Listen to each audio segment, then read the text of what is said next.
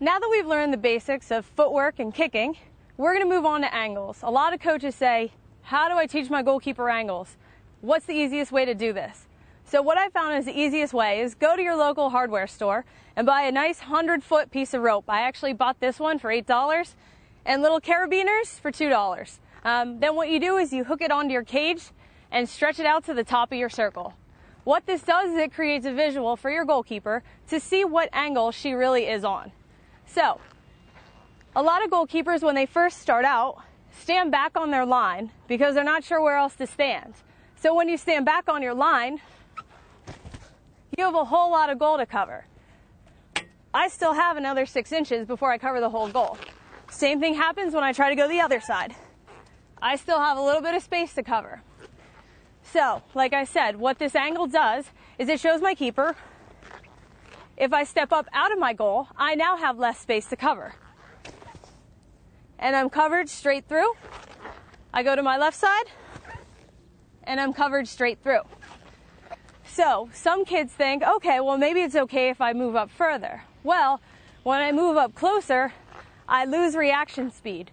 So yeah, it's pretty cool that now it's only a half step away from me, but now I don't have as much time to react. So what I like to do is I like to tell my keepers to settle in between 2.5 to 3 yards off their line.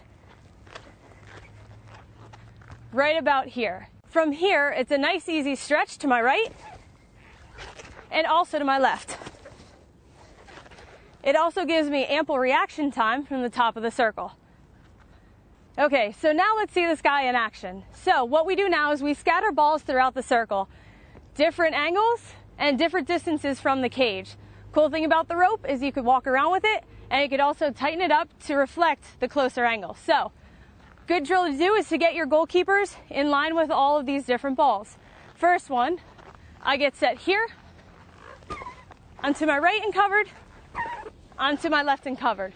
So now what? Now I'm going to move to the next ball along the circle. I want to get on angle to this next ball. So what I do is I move and I get on what I think is my angle. I then have Stu walk the rope to that angle and tighten the rope up around the ball.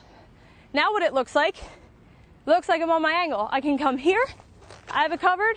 I can come here and I have it covered. The next ball just moves me slightly around the outside of the circle. Now it's a little bit further back. So now I want to be here on my angle. So I have it covered here, and I have it covered here.